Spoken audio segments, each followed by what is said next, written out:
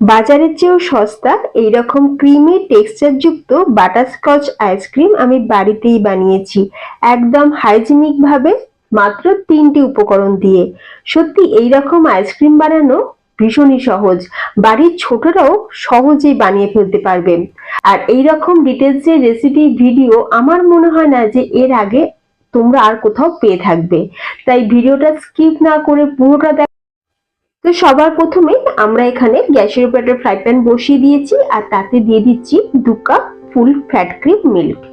তোমরা চাইলে কিন্তু নর্মাল মিল্ক দিয়েও করতে পারো, তবে ফুল ক্রিম দুধ ব্যবহার করলে কি হবে যে আইসক্রিমটা কিন্তু আমাদের ভীষণই ক্রিমি তৈরি হবে, টেক্সচারটা ভীষণই ক্রিমি আসবে।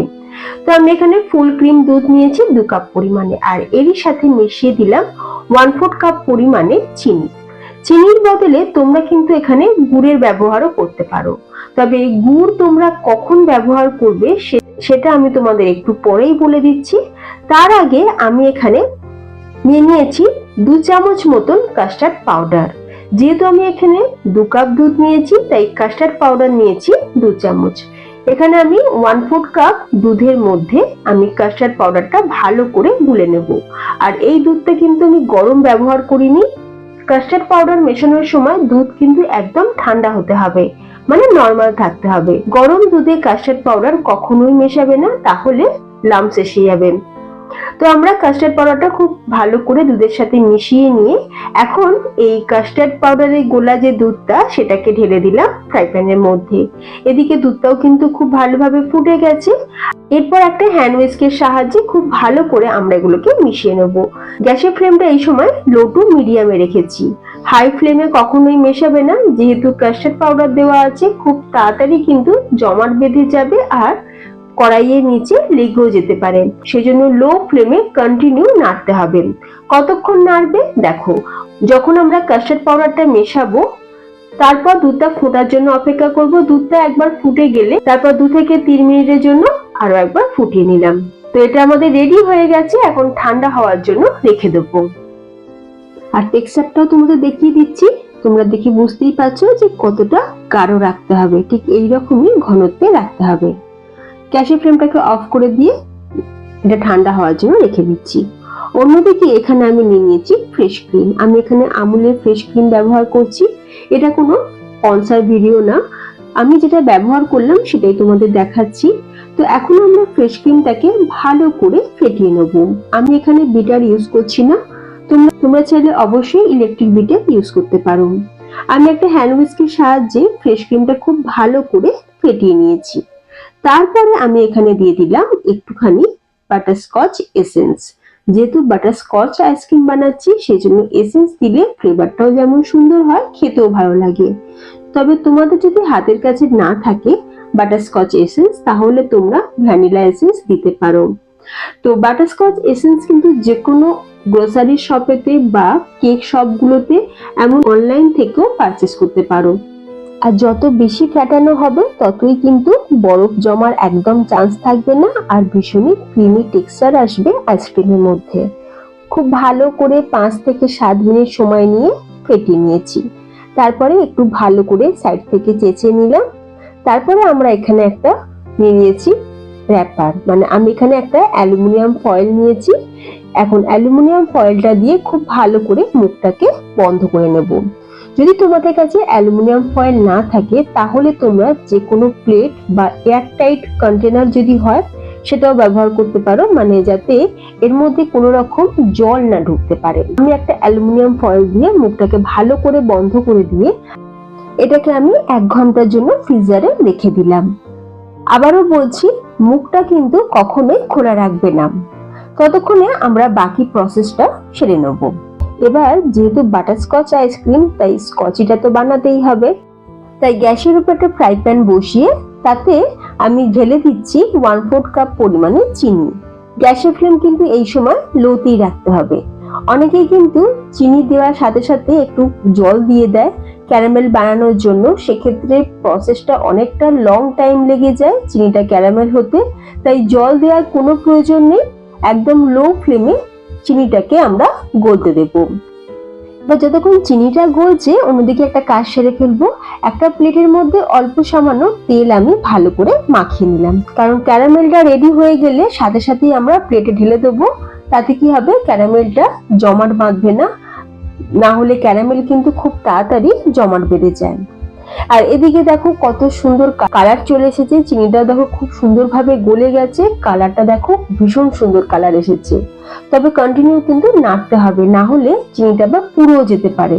ক্যারামেলটা যদি পুড়ে যায় তাহলে তিতো হয়ে যাবে, সেজন্য কন্টিনিউ নাড়তে হবে। আর তোমরা দেখতেই পাচ্ছ ক্যারামেলটা আমাদের রেডি হয়ে গেছে। এখন দিয়ে দিলাম 1 চামচ বাটার। চাইলে তোমরা একটু দেশি ঘিও ব্যবহার করতে পারো যদি বাটার হাতের সামনে না থাকে। আর দিয়ে দিচ্ছি এখানে বাদাম। আমি এখানে নর্মাল যে চিনে বাদাম যেটা আমরা খেয়ে থাকি ভাজা বাদাম হিসাবে, তো সেই বাদাম ব্যবহার করছি। চাইলে তোমরা কিন্তু কাজু আমন্ডও ব্যবহার করতে পারো।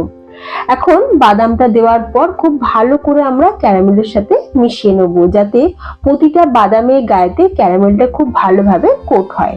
খুব ভালোভাবে বাদামটা আমরা ক্যারামেলের সাথে কোট করে নিয়েছি। এখন সাথে সাথে আমরা প্লেটে ঢেলে নিচ্ছি, যে প্লেটে আমরা তেল মাখিয়ে রেখেছিলাম। একটু ছড়িয়ে দিলাম যাতে তাড়াতাড়ি ঠান্ডা হয়ে যায়, আর ঠান্ডা হয়ে গেলে যাতে তাড়াতাড়ি প্লেট থেকে উঠেও আসে। তো কিছুক্ষণ পর তোমরা দেখতেই পাচ্ছ এটা খুব সুন্দরভাবে ঠান্ডা হয়ে গেছে। আর আমি এখন এটাকে প্লেট থেকে তুলে নিলাম। আর তোমরা দেখতেই পাচ্ছ কত সুন্দর কিন্তু আমাদের স্কচিটা রেডি হয়ে গেছে।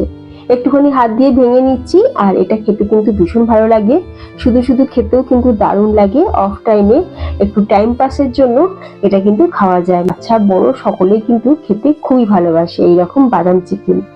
আচ্ছা, এরপর আমরা এটাকে একটা পলিথিনের মধ্যে নিয়ে নিলাম। নিয়ে এখন আমরা এগুলোকে একটু ভেঙে নেবো।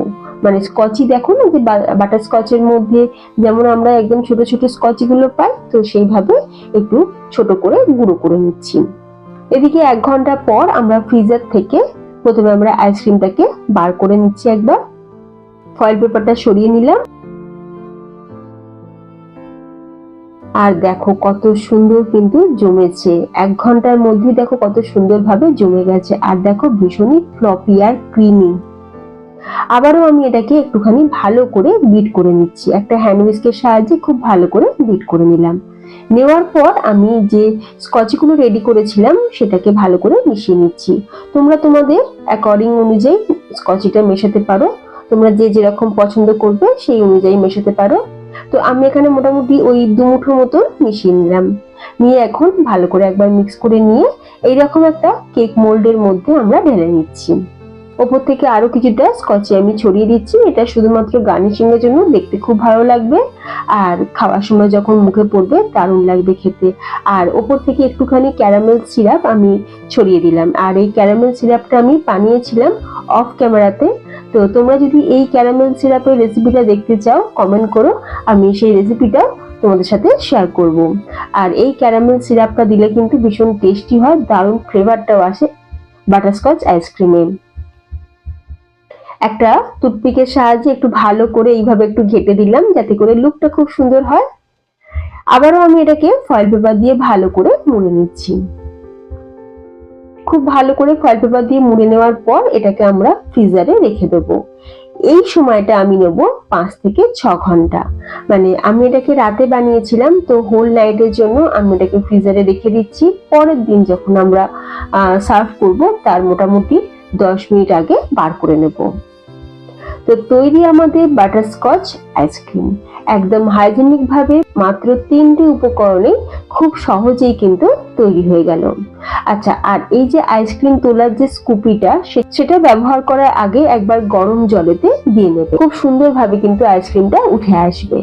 তো আমি এরকম দুটো ছোট ছোট কাঁচের বাউলের মধ্যে এটাকে সার্ভ করছি। তো তৈরি আমাদের দারুণ টেস্টি বাটারস্কচ আইসক্রিম। তো তোমরা দেখতেই পেলে বাচ্চা বড় সহজেই কিন্তু বানিয়ে ফেলতে পারে। এবার বলে রাখি, যারা চিনি ছাড়া বানাতে চাও তারা কিন্তু চিনির বদলে গুড় ব্যবহার করতে পারো। গুড় তোমরা কখন দেবে, দুধটা যখন আমরা ফুটিয়ে নিচ্ছি, ফোটানোর পর গ্যাসটাকে অফ করে দিয়ে তারপরে আমরা গুড় পাউডারটা মেশাবো, তাতে করে কিন্তু দুধটা কেটে যাবে না। গুড় দিয়ে যদি দুধ ফোটানো হয় সেক্ষেত্রে দুধটা কেটে যেতে পারে। এই ছোট ছোট ট্রিক্স গুলো মনে রাখলে তোমাদের বানানো আইসক্রিমটাও কিন্তু একদম পারফেক্ট তৈরি হবে। যে সকল বন্ধুরা আমার চ্যানেলের ভিডিও দেখছো ঠিকই এখনো চ্যানেলটি সাবস্ক্রাইব করে উঠতে পারোনি, তোমাদের কাছে রিকোয়েস্ট রইলো প্লিজ চ্যানেলটি সাবস্ক্রাইব করে পাশে থাকা বেল আইকন প্রেস করে রাখবে। তাহলে আজ আসি, দেখা হবে নতুন কোনো রেসিপির সাথে। ভালো থাকবে, ধন্যবাদ।